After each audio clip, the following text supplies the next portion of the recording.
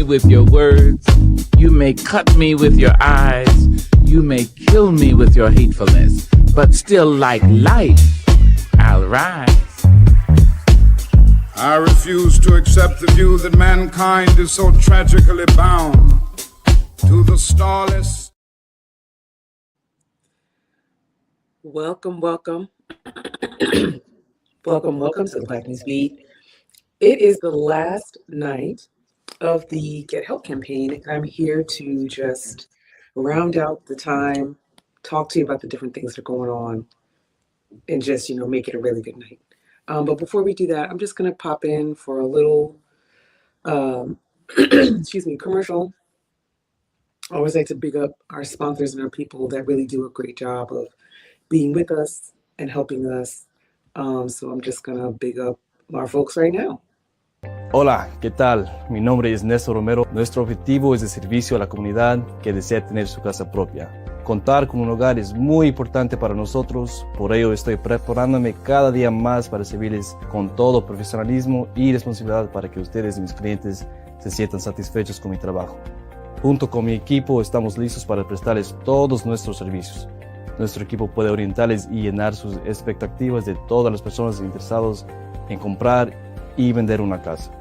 Cuentan con mis conexiones, inspectores, prestamistas, constructores y carpinteros quienes están dispuestos a hacer realidad sus sueños, si se puede.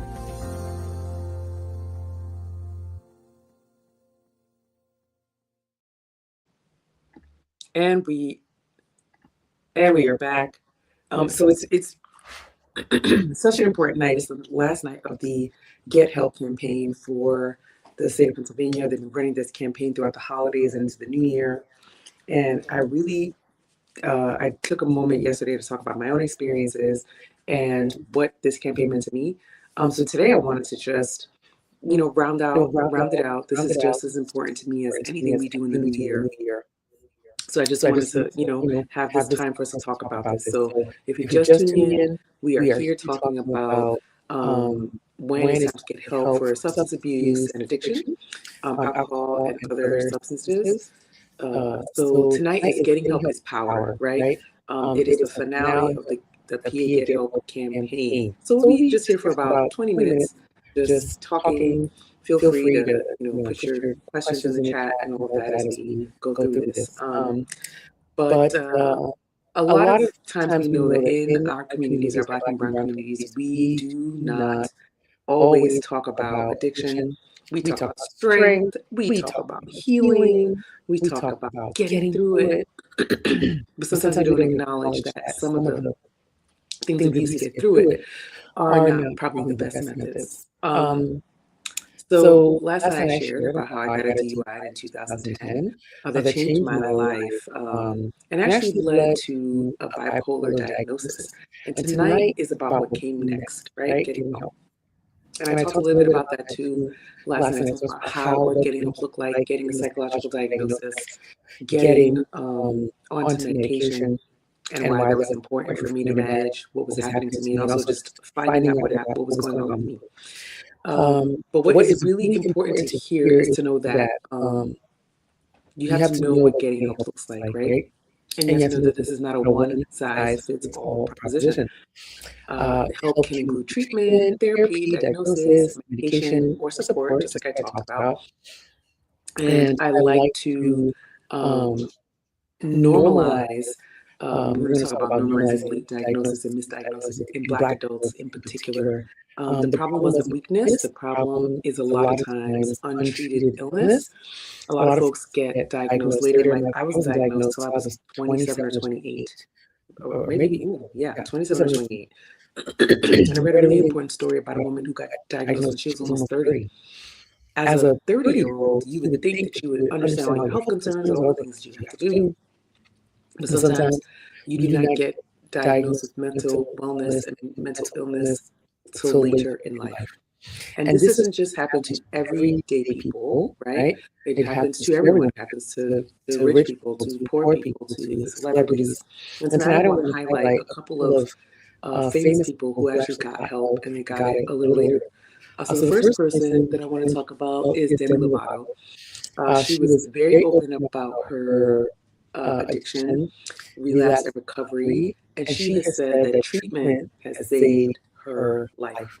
So that's something that I want you to hold on to. Like, we see people on screen, we hear them, doing their craft, music, acting, and we think they have it all together. And I think by now in the world we should know that celebrities do not have it all together, but we do develop these parasocial relationships with celebrities. I mean, just a second ago, we saw Christy and Desmond. Christy filed for divorce from Desmond. If you don't know who Christy and Desmond are, go look that up. And people were so heartbroken and so hurt that they were filing for this divorce because they looked like they had the perfect family. And while that is not an issue of necessarily dealing with substance addiction, they were dealing with another type of issue, and that's infidelity. But it's that parasocial relationship that doesn't help us see the lessons and what some of the celebrities that we know are dealing with, and how that can inform and really kind of break the expectations that we put on other people and on ourselves. And the point of this section is to destigmatize, right? Like, having an addiction and having a mental wellness concern is not a fault of yours. It is something that you're dealing with in your life that you can work through. And overcome is a hard word. Some people use that word, but I'm not a fan. Because I don't think you overcome certain things. I think you have to work through them and set a plan in order to be successful. Because some of these things are lifelong and you deal with them forever. And feeling like you have to overcome can also be a setback. So something I want to talk about there. Another person that we wanted to talk about is one of my favorite actresses, and that is Taraji P. Henson. Taraji P. Henson has talked very openly about depression and anxiety, and that has really helped me as a Black woman, who is moving in her community and doing certain things. It was really helpful for me to see her be so open about this. So I was very thankful, and I love watching her do what she does on screen. Love watching her talk about her journey. It's one that is very I can relate to without getting that parasocial relationship in there. She's also founded a mental health foundation because Black communities weren't getting help. So that's putting your work into action, like putting your own diagnosis and issues into action for the community, because it is true. It's true that a lot of Black and brown folks are still in big 2026 not talking about mental health concerns. Mary J. Blige has also been very, very transparent about her addiction, depression, and choosing therapy and sobriety later in life. This is something that I think people don't realize. Like, you could be way late into your 30s and 40s and just now getting that chance and that lifeline. And that's okay, as long as you get it and as long as you're alive to see it. I think that's super important. And this one came as a surprise to me when I was doing a little work for this episode. Jay-Z. Jay-Z has talked about addiction, he's talked about therapy, he's talked about emotional growth, and framing vulnerability as leadership. And this is a brilliant, say what you will or will not about Jay-Z, but he has proven to be a very brilliant man. And so this has, and very smart, like when you listen to him talk and, say whatever we thought he did to Beyonce and what he did in other parts of his life, I really do think he has approached certain subjects with sensitivity, grace, and intelligence. And this happens to be one of them. And it's also an example of a Black man who has been able to talk about addiction and talk about how addiction can hurt you in a very interesting and layered manner. So shout out to Black men who are also dealing with addiction and how they're dealing with addiction, because it matters.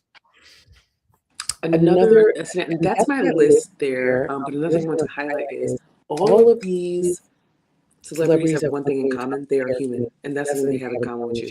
So if you are struggling with addiction, struggling with alcoholism, any of the other things, my particular one was feeling like I was going to turn into alcoholic because of my father. And getting that DUI and then having to deal with that. and really confront some things in my life. But whatever you're dealing with and whatever you are going through, getting help is probably one of the best ways to curtail what is happening. And getting help did not end their lives. And this is a big fear. It's not just a misconception, it's a fear. People feel like exposing their addiction, exposing their illness, exposing what's going on with them because it feels so shameful, it feels so hurtful. I mean, look at me, it's taken me 15, 16 years to talk about getting a DUI in 2010. I am going to be 45 this year. It's so shameful and so hurtful. You know, I'm in grad school, I'm trying to figure out my life, and here I am doing, getting in this kind of trouble. What is wrong with me, right? It's easy to beat yourself up. It's easy to feel like a failure. It's easy to feel like you can't go on. But getting help does not end your life. It saves your life. That's something you have to know. And addiction and mental health are linked. A lot of mental health goes untreated and people self-medicate, right? We use substances and things we think can help us without any oversight, without any supervision, and then we can get into an issue. Substance use is often self-medication. Undiagnosed bipolar disorder, which I had, was my first diagnosis, PTSD, depression, anxiety, and a host of other things can be masked when people are trying to treat it with certain substances. Also, that cultural pressure to push through, to be the superwoman. I'm not your superwoman, right? And some other kind of cultural and societal hang-ups that are kind of pushed onto us. These things can push us towards self-medicating and not going to the doctor. But at the first time you feeling off, or if you just notice you have been lethargic or you're sleeping a lot or whatever the case may be, it's okay to go to the doctor. It's okay to tell your PCP what's happening with you and to start the process of getting help. You would go to the doctor if you were feeling feeling sick, if you felt like your blood pressure was off, if you felt like, if you feel like you were having a heart concern, the flu, I just had the flu. This winter, it was horrible. I'm still dealing with it. So a lot of phlegm on my chest. And I saw a medical advice. I called the nurse advice hotline as I was away from home. And I had to go to get a checkup because my chest again is still hurting. So just like you would go for any other medical issue, we should not be ashamed to go for addiction issues and for mental wellness concerns.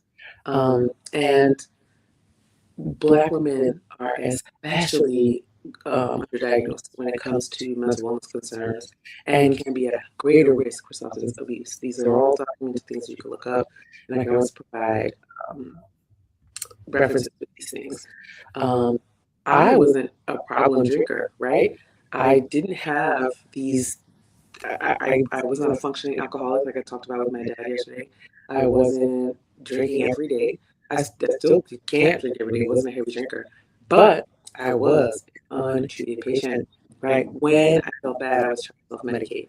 And what does that look like for folks who get into certain substance abuse patterns and then are too ashamed to talk about it because of what society does, but there's a real concern going on, right? What's up? How do we deal with that? We deal with that by building strong communities around us and making sure that we are not isolating ourselves from people who can really help us, and by making sure that we get what we need, right? We get the help that we need, and we rely on people who love and care for us to push us toward that help if we need it. These are all important things to do in order to really stave off this idea of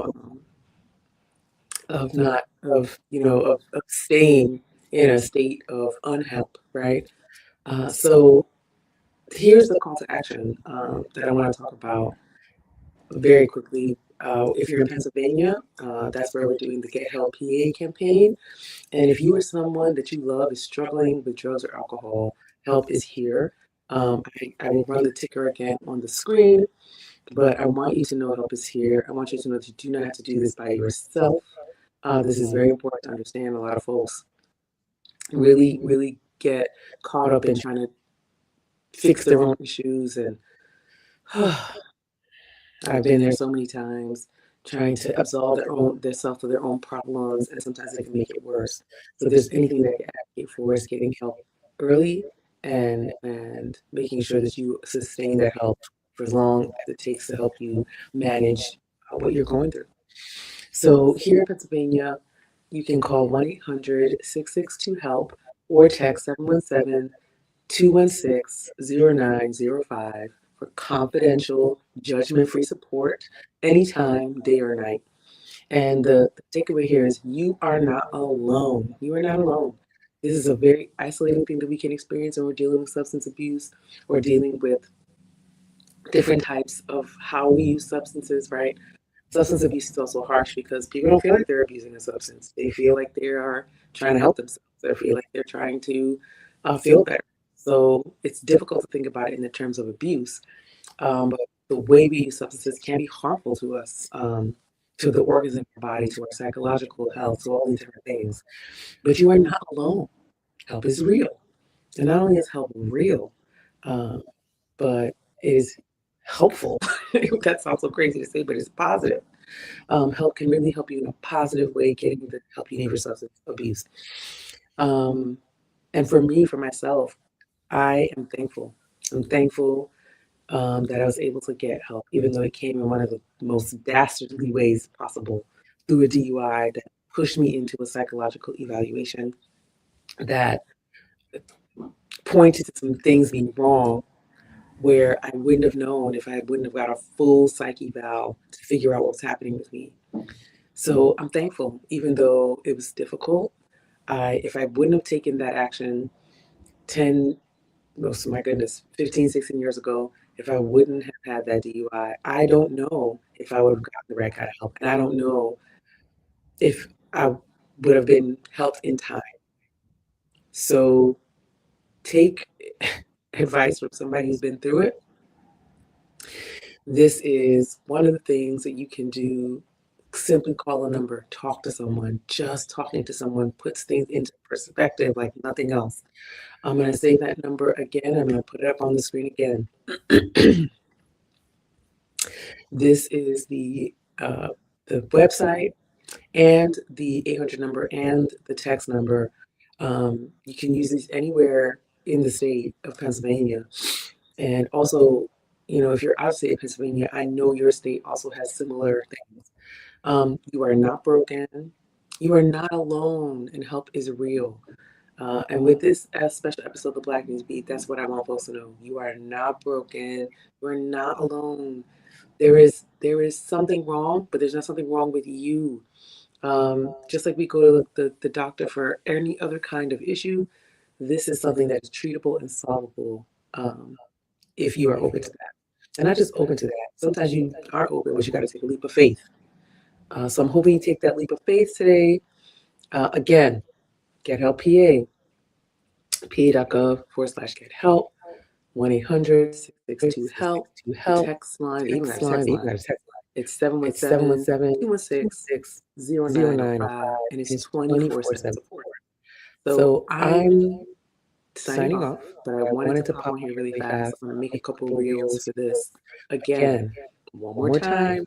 Help is here. Do you need help now? You are not alone. 1-800-662-HELP, 717-216-0905. You can also chat at pa.gov/get help. All right. This is Dr. Janine Campbell signing off for tonight. We'll be back in February with full episodes of the Black News Beat. We always take January off to just rest, and we come back strong for Black History Month. Keep me in your thoughts. I'm still battling with a lot of phlegm in my chest from the flu. Get your flu shot. You do not want this. Get your COVID shot. You don't want it. I had COVID at the beginning of the year and end of the year with the flu, and still dealing with it in 2026. So keep me in your thoughts. But until then, until next time, I'm going to see y'all in February back on the show. Get what you need. Encourage other people too to get what they need. If you know somebody that's struggling, the information is here. I'm going to put this banner up one more time. The help you need is here. Get help. pa.gov/help for chat assistance. 1-800-662-HELP. And texting 717-216-0905. All right. I will talk to you soon. Thank you, family, for tuning in. And I'll see you in February when I'm all jazzed up and dolled up and doing the show. But for now, be kind to yourselves, love on yourselves. It is 2026. We want you to be loved, healthy, feeling like you can take on the day, right? And go forth and prosper and be who you want to be and do the things you said that you wanted to do with your life. So that includes getting help if you need it. And I love y'all. And I'll talk to you soon.